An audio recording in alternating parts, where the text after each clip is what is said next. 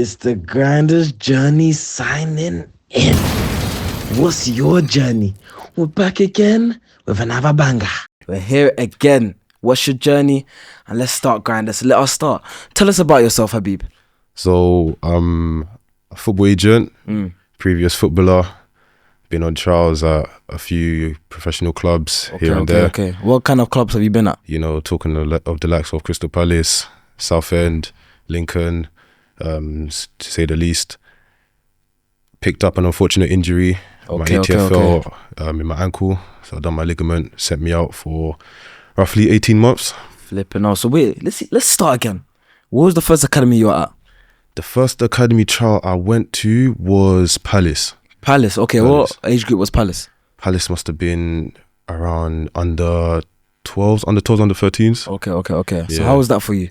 Just okay. loving football, innit? Yeah, exactly. That's how it is. No stress, nothing like that. Exactly that. Just kick the ball, I actually want to enjoy say it. one thing. One player actually texted me. He was like to me, let me get this text up real quick.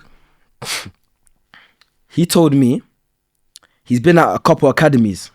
And then he said, right now, the likeliness of Wolves, Watford, Wolverhampton, and what I'm saying this live, guys, right now, they're all wanting him right now. But he said he doesn't want to go there right now. He just wants to enjoy grassroots football and just enjoy football, love football. What do you think about that, Habeeb? You'll be making a mistake by not going. You think? 100%. To get into an academy early is the best thing you can possibly do to yourself or for yourself, actually. Just getting into that environment, training with top coaches on the top resources, facilities. You have obviously training grounds, top Cat 1 academies. You're going to get the best of everything. So my recommendation would be to go, obviously. But would you say some players feel like they'll lose themselves in academies where now football's just, you have to be this, it's more structured. Whereas in grassroots football, you know, you can chill more, you can actually love football more, you can say it's more of a family. Yeah. What do you think? How old is he? What age? He's around, let's see. He's not old though, he's young. He's age, let's see, 2 seconds, guys.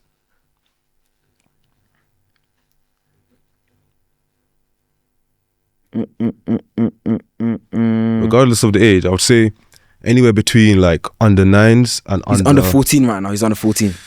Anything between under 9s and under 14s, go. There's not much structure within academy football. They'll kind of let you play freely how you want to. Is when you now start in under 15s, under 16, that scholar age. That's when it's a bit more structured. They'll want you to kind of play a certain style, mirroring the older boys and the first team. But at that age, go play comfortable football, enjoy yourself. You'll have fun and you'll still love the sport. Exactly that. Okay, then. Let's go back to Crystal Palace. Exactly that. Let's go back to Crystal Palace. Crystal Palace. Crystal Palace was a funny one. Unfortunately, I was late every single session. Every single session, yeah. How's that even possible? I used to take a bus, straight bus, but so there's only one bus to Crystal Palace. One bus to Crystal Palace, and you're still late. It took maybe like an hour journey. Sometimes with traffic, it will hit 2 hours. Okay, was this like straight after school things? Straight after school. Straight after school. So I'd have to go. Training started around 5:30. Okay. So be out of school 3:30. Straight onto the bus. Always late. Never once on time, unfortunately. Wait, what time do you finish school? School finished at 3 at those times. Okay, and then did the bus always come at 3:30? No. Or was it just that you were chilling with your friends? And No. Sometimes the bus wouldn't come on time. So obviously, you know, when it comes to football's everyone's dream. So it's everyone's priority. 100%. So, you know, you'd be out of school ASAP, trying to get onto that first bus, catch it. But yeah, traffic. Is it a thing where like your parents couldn't really take you? They had work, etc. Exactly. They had other things to do. Exactly, yeah. So both and that's parents football sometimes. That's life. Exactly. Parents aren't always able to take you. You gotta be independent in this game. Literally that. And what academy did you go to after Crystal Palace? After Crystal Palace, I went to. After Crystal Palace, I was in that academy for a while. Okay. And then obviously just playing with showcase teams, you know, the likes of XYZ Academy. Very good showcase team, very good. Yeah, taking me like literally across England, playing against different academies. You know, we play like West Brom, Huddersfield, Barnsley, all of these kind of Cat 1, Cat 2, Cat 3 academies. And then, injury hit. Okay, what age group did the injury hit? Injury hit at the start of under 15s. Under 15s. September. Okay, this is close to scholar age now. Exactly. Now that is serious. Exactly. What was the injury? Let them know. It was ATFL ligament in my ankle, so that's the anti-talofibular ligament, literally right there. Okay, on the side of the ankle. But yeah. So originally doctor told me 6 months. I'll be out for 6 months. So Longer than 6 months, innit? 18 months in total. 18 months. But to be fair, that was 3 times that. That Crazy. was partly my fault because you weren't taking the injury serious. No. You weren't doing the stretches. Not even that. I was playing on it. They told me not to play on it. But I'm thinking, obviously, I want to play football. Yeah, you know. That's the love of the sport, innit? Scholar time is near. I need to get my scholarship. Yeah, 100%. I understand that. So I was just playing on it. And obviously, school times, you have like competitions. Yeah. Just tournaments and whatnot. You have, you're playing for your club. Scouts are there. Yeah. So you want to showcase yourself Exactly. even though you're injured. So what would you tell players now, as you reflect on yourself now, you're older, man, you're more esteemed, you're an esteemed agent now, what would you tell yourself back then? Take it easy, take it slow. If you have an injury, let it rest. Because there's players right now that are probably playing on injuries, maybe watching this saying, I want to play on my injury, I want to get signed, this, that, I love football. What would you tell them? Don't do that. Don't do that, Don't do that. Best to be patient. 100%. Even if the doctor tells you 6 months, 8 months, a year, it's still shorter than what it could be, because now I was out for 3 times the amount of time I was actually meant to be out. So if I would have waited the 6 months, I would have been back by early next year, and then I would have been back playing. Probably would have got my scholarship at this time. Exactly that. Unfortunately not, and here we are today. That's life, and that's life. We'll just move on. Exactly. Literally that. You have to. So after your injury, what club did you go to after that? After my injury, I went into Lincoln. Okay. What age group is that? So that was it under 16s? No, it was under 17s. Okay, under 17s. Okay. Under 17s. So I was first year scholar then. Okay. Yeah. So how's the trial? Take us through that period. It was okay.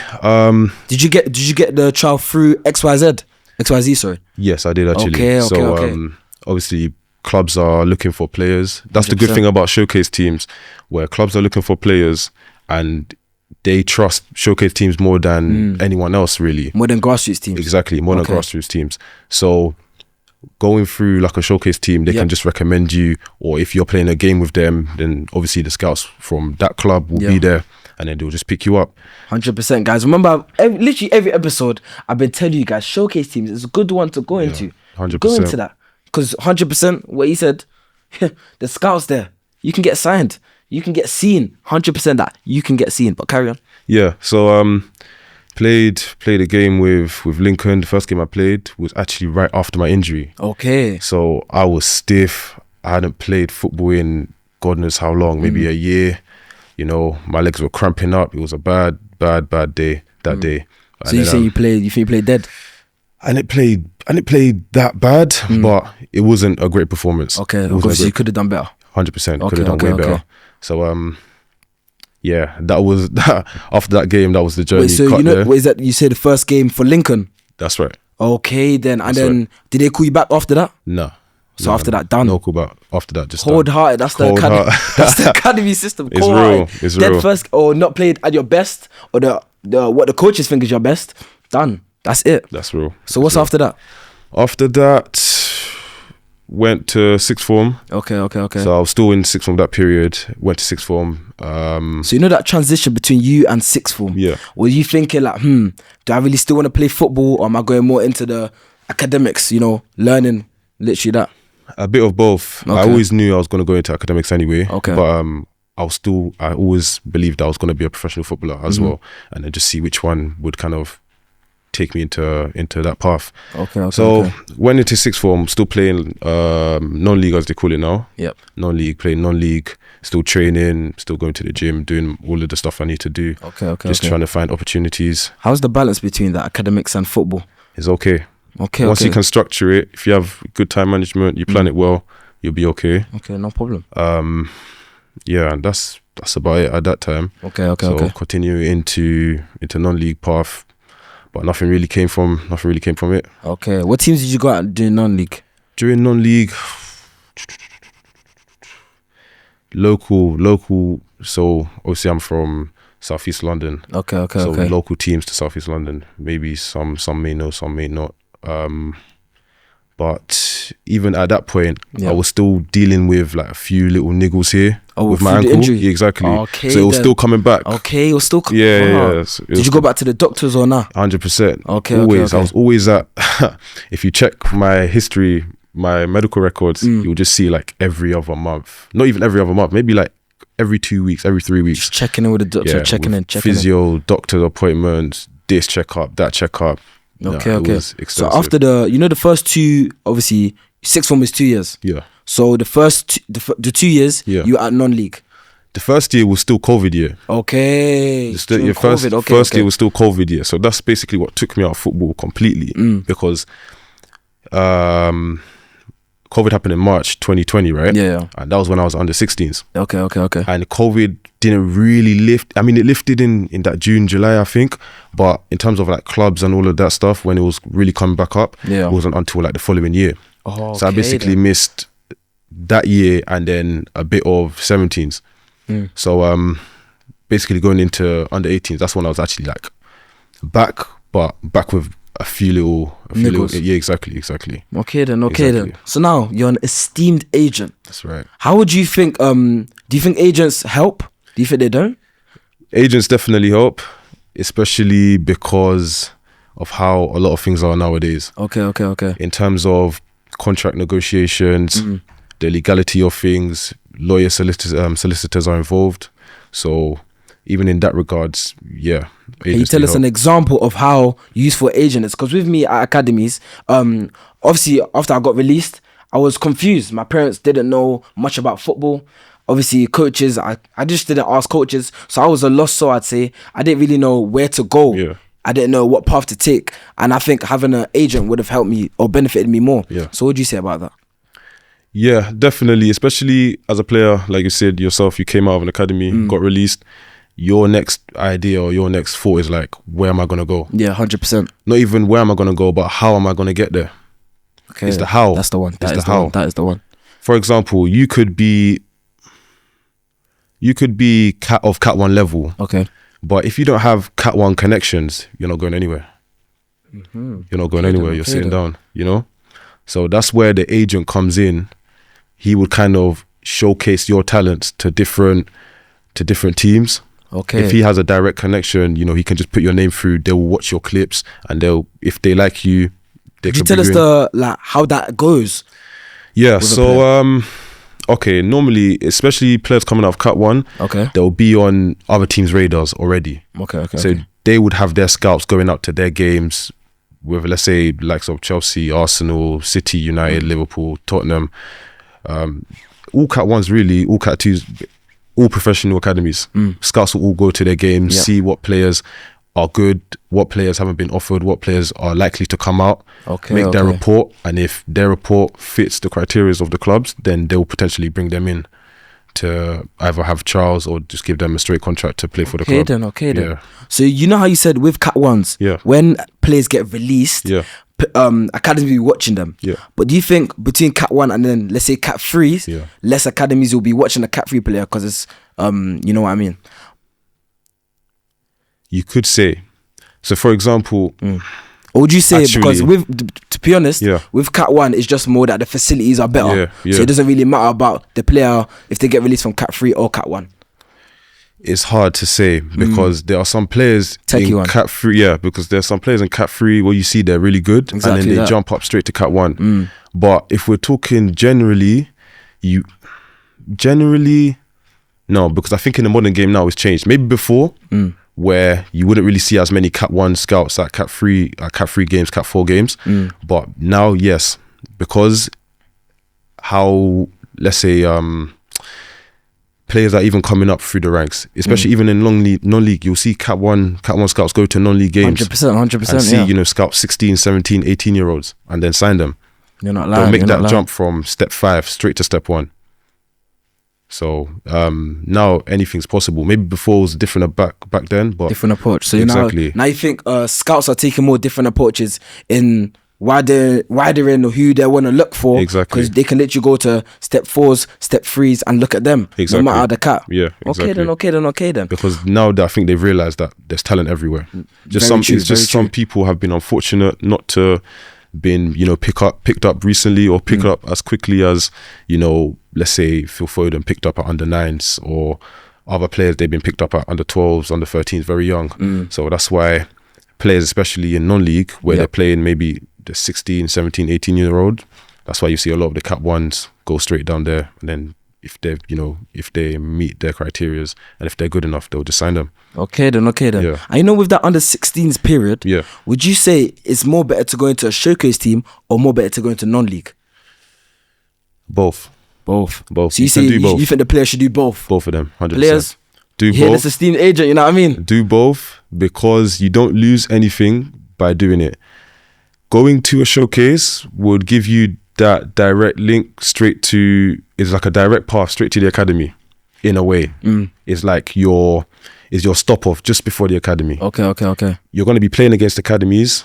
You're going to be playing against academies. You're going to be playing against different showcase teams in front of academies. I know usually on average, well, I'll speak for the showcase teams I know. On average, you get like maybe 10, 12 different scouts at that one game from different clubs. Different clubs. You'd have ranking from Cat 1 straight to Cat 4, different scouts. So the opportunity is always there, because clubs are always looking for players. You just have to bring your A game, and then non-league will just make sure you're playing consistently, playing regular football, week in, week out. Show that you're consistent, you're reliable, and especially you have stats under your name, then that will help as well. Yeah, I remember you were telling me one thing about, there was one topic you were talking to me about, advantages and disadvantages of being at Cat 1, Cat 2 or Cat 3. Take us through that. So there's many advantages and disadvantages of being at different levels in of the categories in football. Obviously, Cat 1 is the best academy in terms of facilities, training facilities, coaches, exactly, the coaching, the training, all of that stuff. Some of the things that they just provide. I know some academies provide boots, they provide kit. Other academies don't provide kit, or they'll tell you to pay for the kit. So it's just stuff like that. If you can, I know some players that they tell me, I've had the option to go to a Cat 1, but because of pathway, I've decided to go to maybe a Cat 2 or Cat 3. I understand that. At that level, maybe there would be might be a scholar level, so under 16s going to under 17s. So I would say definitely, if you have the opportunity to go to a Cat 1 academy, you want to surround yourself within the best environment. So definitely go if you can. But obviously that option is not available to everyone. No, they can't sign every player, but just being in the professional industry, being in the professional environment is good regardless, because you always have that ability or an opportunity, just to push and skyrocket your career. 100%.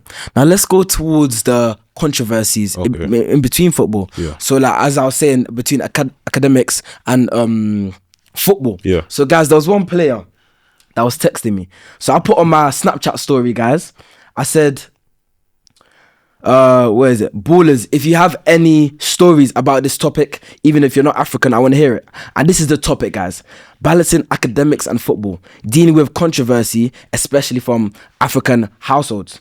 And it's talked about today. We're talking about it right now. One player was like to me, guys. Let's get to it. Okay, you ready for this one, guys? Yeah, you ready for this one? Let's go. Okay, let's go. So basically, right, I'm Asian and I got strict Asian parents. And I go to a private school in East London. I have to travel two hours 3 times a week using train to go to Stevenage and get home around 9 p.m. Football is where it is, okay. And my parents don't mind doing it. That's nice, no stress, okay. My parents don't mind me doing all of that as long as my academics stay at a good level. But this 1 week, my academics dropped and my parents blamed it on my football, okay. Then they asked me to bring my favourite shirt. So I just bought my Chelsea. I don't support Chelsea, but okay then. Training kit from 2021 to 22 season. My dad brought scissors and ripped it in front of me. What do you think about that? Many things with that. Let's get to it. If your academics are dropping, obviously balancing football and academics is not easy. But coming from, you know, our kind of backgrounds, that's how it is, whether you like it or not. He's not lying, guys. He's not lying. Especially within African households, academics is the primary assignment. Everything else is secondary. So whether you play football, basketball, cricket, tennis, it doesn't matter. They're always going to think as education's priority, number Exactly one. that. So if you don't have your education as number one, then they're not interested in anything else. Regarding academics dropping, how far did it drop? If it only dropped a He said it little was bit, just 1 week, and his dad just used the scissors to rip it. okay. If he's in secondary education, so GCSE level, the only thing that really matters, that I would say, you definitely have to keep on top of your academics. 100%. But at the end of the Remember that, day, guys.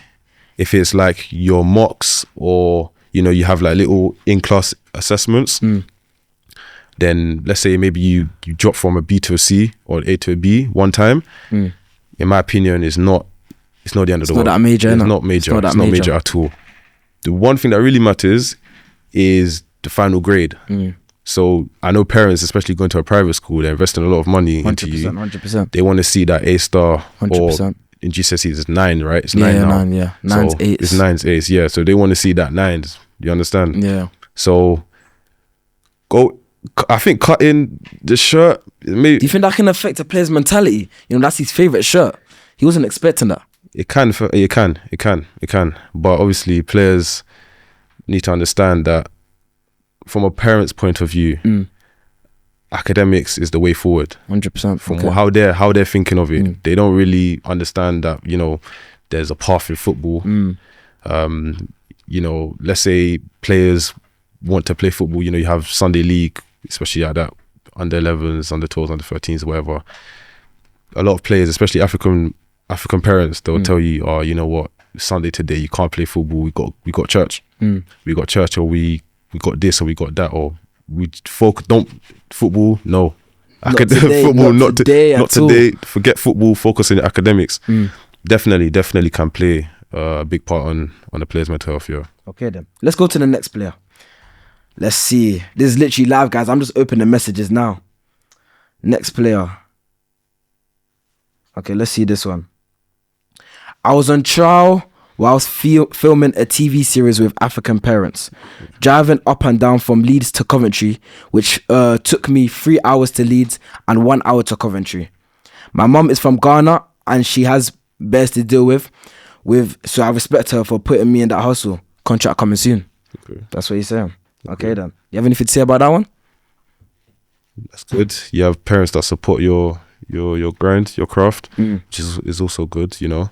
I think that's the best thing you can have. If you have parents that, you know, are supportive, they take you to training, not even just taking you to training, but even just believe in your dream. That can be so, because when, as a player, you would go to training thinking, you know what, I'm gonna do this for my mom, I'm gonna do this for my dad. 100%. Or, you know, how we say in 3-hour journeys, like, I'm doing this because I think it motivates you more, it innit? does, Because I 100% remember it there does. was one run I was doing. I was tired as hell, Yeah, but I was like, yeah. my mum drove 3 hours for this.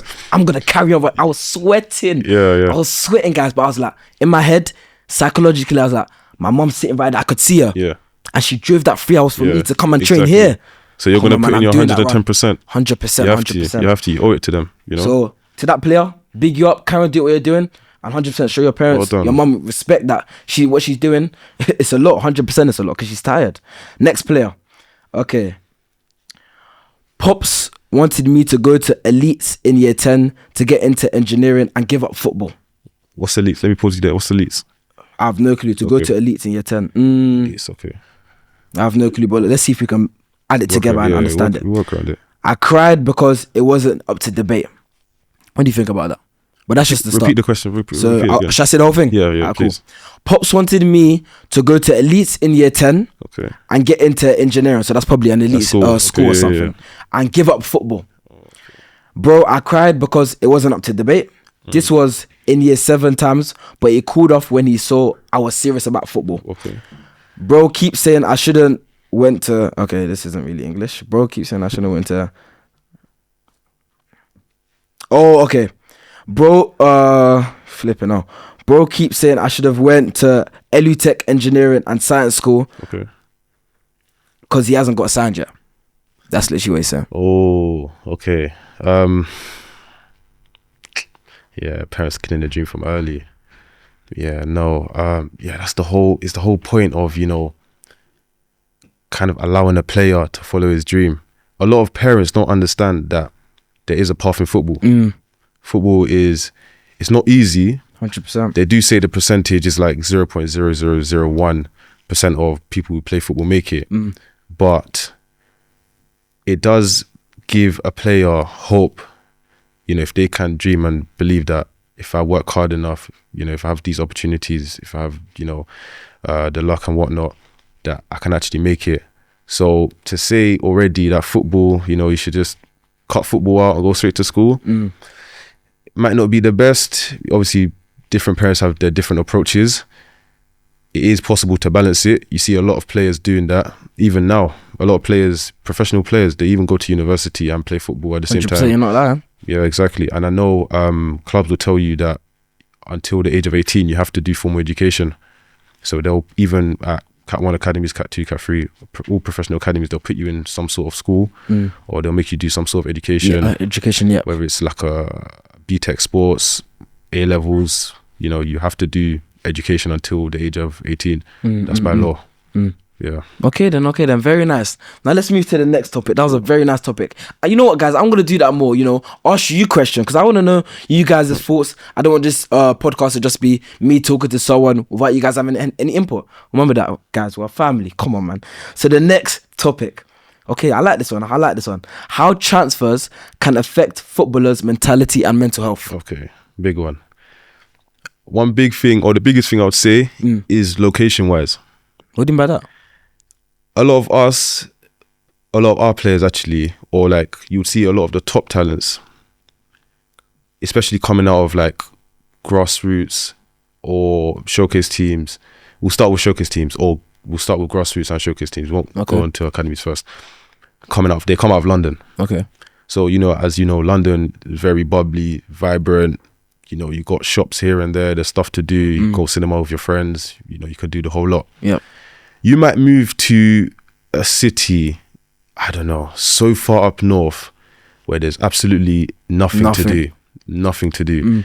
Your whole schedule is 9 a.m. report, maybe train from 10 to 12 or 10 to 11:30, and you're done. You're back at home, back in your digs, 12:30, 1 o'clock. From 1 o'clock to around bedtime, I don't know what time, maybe 10 p.m., 11 p.m., what are you doing? Just chilling. As a 17-year-old child, what are you doing? Okay then. You understand? I've never actually deep that, you know. Go on. You get it. So there's not much to do. Let's say if you're new, you don't know anyone, settling in is hard. 100%. It's not the same. Change of environment. Environment, it's a whole exactly. change of your environment. The food as well. Maybe you've been used to, I don't know, you know, mum's food, cooked food at home. Dig's food might be a bit different. They might serve different food.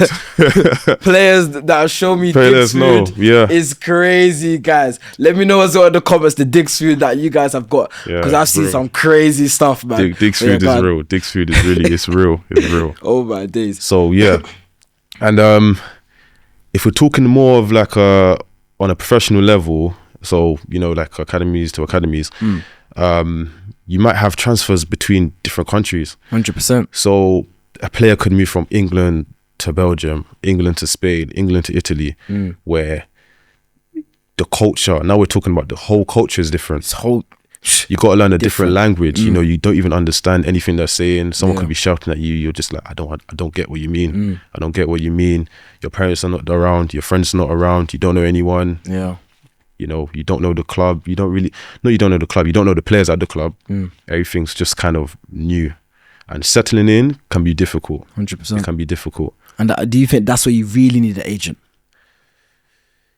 to guide you with that? You could say that helps, but it more boils down to your mentality. Okay, then. If you know that I've transferred to France, I don't know, PSG for example. Yeah. I'm going to be in a new environment. I'm going to have to learn French. Exactly. I'm going to have to eat French food, learn the culture, mingle with the people. But it now comes down to your mentality and saying, okay, you know what? I'm here for a purpose. I'm here to play football. I'm here to, do my thing, showcase myself. I'm good enough to be here. So let me actually prove that.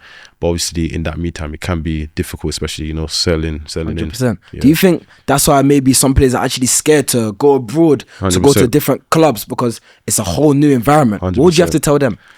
I know players personally that have told me that I wouldn't go abroad just because you're leaving everything behind, literally that. Exactly. And that's the thing with players from England. Maybe because they think, coming from England is the best in terms of like Premier League, is the best league in the world. 100%. So why do I need to go anywhere else? I can just, stay here and push on.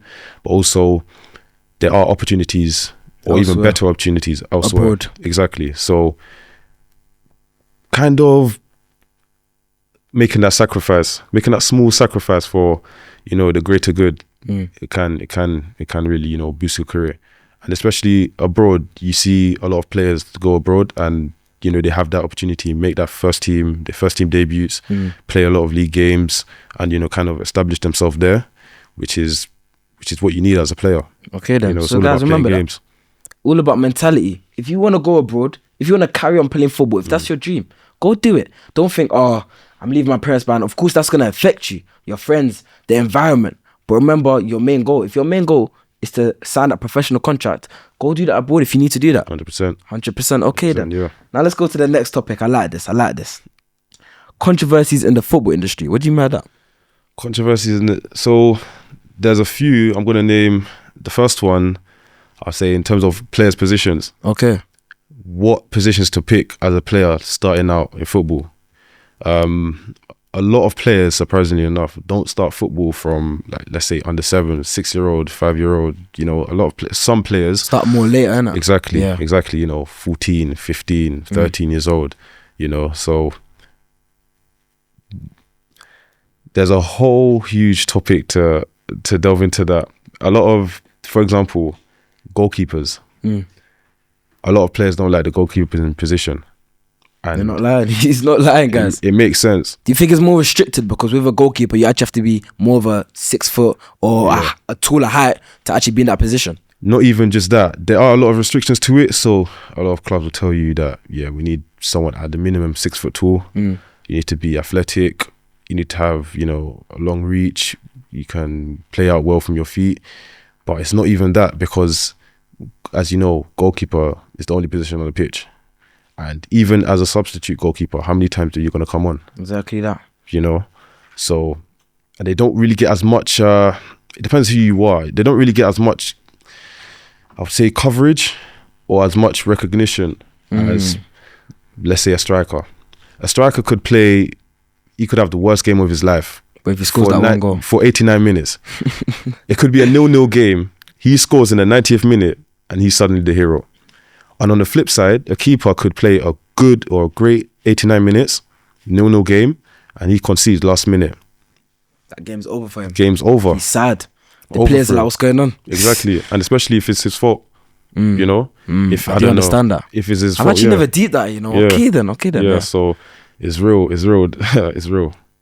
You have any other topics to talk about regarding that in that industry? Because you said there's a lot to delve into. Any other positions? Yeah. Attackers are definitely more favoured on the pitch. People see them as the most like important players on the pitch. As I was saying, you don't even have to be great. As a striker, you don't even have to be great. As long as you score a goal, 100%.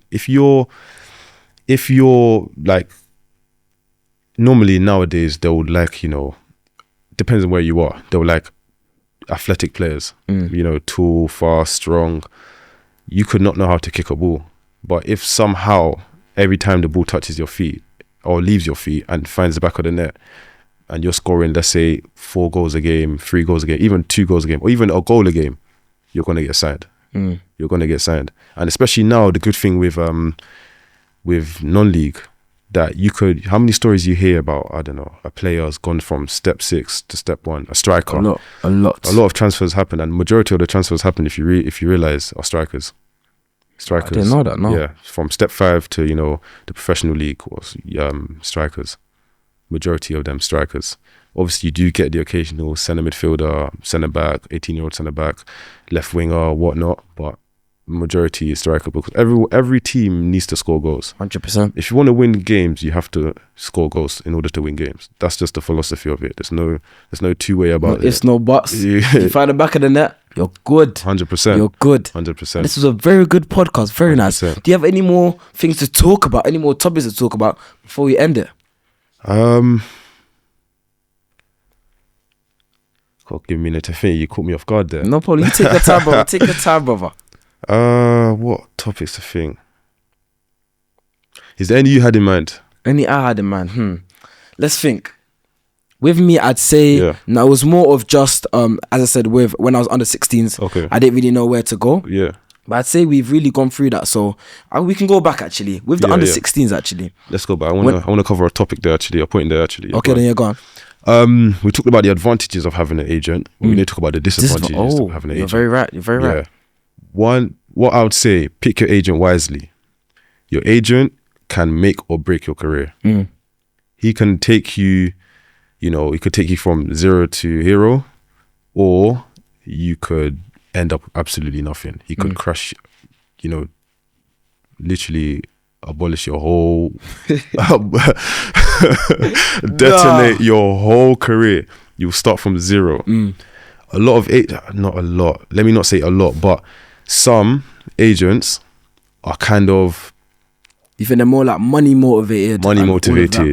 A lot of agents are money motivated, but some will take it too far. How do agents actually make money? Is it through signing a player? Yeah, as in, if you're talking about signing a player, as in transferring a player. Yeah, I mean, yeah. Or even signing a player, sorry. Signing, so signing for academies. Yeah, exactly, exactly. So it's majority is commission based. Okay, then, so then I understand. They'll get a commission for, I don't know, who signed recently. So Mbappe going to Real Madrid, his agent would have got a commission for doing that deal. Okay. If he has one. I think his agents are his relatives or his dad, I'm not too sure. But yeah. So going back to the negatives, actually pause there. Parents as agents or family as agents. Two things with that. If you know what you're doing, it can be very good for you. If not, like I said, it could be bad. Very bad for you. It could be very bad. Because a lot of parents, or majority of parents, or brothers, sisters, whatever it is, they really have, the best interest at heart. Yeah, exactly. 100%. And you can see it. Your brother's not really gonna, or your father's not gonna, do something. Be more motivated. Exactly that. However, said that, if they don't know what they're doing, some parents are money motivated. Don't get me wrong. You do have talks with them, and they're asking for, they're asking for this, they're asking for that, houses, cars, stuff like that. It's like, okay, fair enough. That's your child, but is that what you're trying to get out of your child? Is that the best interest? Exactly. But yeah, some parents or some relatives don't have a clue what they're doing. They're just, I want to be an agent. I want to be my boy's agent. It doesn't, and especially in a game like this where it's treacherous, as you could call it. Football's a ruthless game. It's very ruthless. That's the word. It's very, very ruthless. You need that knowledge behind, the skill. You need that knowledge behind the skill 100%. So it's not one thing you could just wake up one day and say, you know what, I'm gonna do it. You actually have to learn the craft to it. Okay then. Before you can actually take the ropes and do your thing with it. Okay, so you say that's the main disadvantage of having maybe a parent or someone close to you as your agent. And also, another thing with that is, I think the relationship will be a bit too personal. On the one hand, you'll be his agent, and on the other hand, you'll be his father. So trying to balance that as well, it is hard. Yeah. Because one day you'll be screaming at him, or you need to do this, or you need to do that, and then the other day is like, it's a hard one. If you can make it work, They can make it work. they but can if you make it work, can't- but a lot of the times it isn't really ideal. So how would you say the best way a player can find an agent is that actually has your best interest at heart? Because a lot of players would actually want to know. Speak to agents. That's the best way you will know. What's the best way to find agents? A lot of them will find you, especially if okay you're a then. top talent. Okay. Especially if you're a top talent, a lot of them will find you. What about players that maybe just got released or are Sunday Okay. league or non-league? How would they actually find an agent if not a lot of the spotlight isn't Yeah, really yeah. on them? Let's say that. Okay. Connections through friends, social media. Social media is big nowadays, so 100%, you can 100%. reach out to agents on social media. There's different platforms that you can reach out to them. A lot of them are on social media, so or even going to games, you'll catch a lot of them at games. You might not know, who's an agent or who's not, but even at some clubs, they will tell you, agents and scouts will have to be in a separate section, so like, okay, everyone within this section is an agent or a scout. Okay then. Go up, talk to them. It doesn't hurt. It doesn't hurt. So a lot of them will talk to you. If there's an opportunity they can offer you, why not? They probably would. Yeah. So that's then. what I'd recommend. Players, you've heard it. Go to matches. Go build connections. Friends, families, relatives, anyone. Because your agent could be there. So 100%. Yeah. That was it. A very nice podcast. That was I say the word for that one is informative. That was a very informative podcast because some of these things, I didn't say a lot, but some of these things I actually didn't know. Okay. So that was very nice for me. Very nice for you guys that are watching. And you guys know, we will be back again. 100%. What's your journey? Episode 7. Anything last to say before we shoot off? Just thank you very much for having me. It's Man, been a pleasure. Of course, man. Hopefully to do this one again, 100%, get me back man, on. 100%. We'll talk about other topics, 100%. different things, and then obviously I'm just trying to make it as informative and educational to the people, to the parents. 100%. Very so nice. that they know. That's a good and one as well, to the parents as well. Yeah. So they actually understand more about football. Exactly. And maybe not just what they see on social media or what other parents are telling them. Exactly that. Okay then. And that's us. Grinders Journey signing out. And that is a wrap. What's your journey? And of course, we'll be back again with another banger.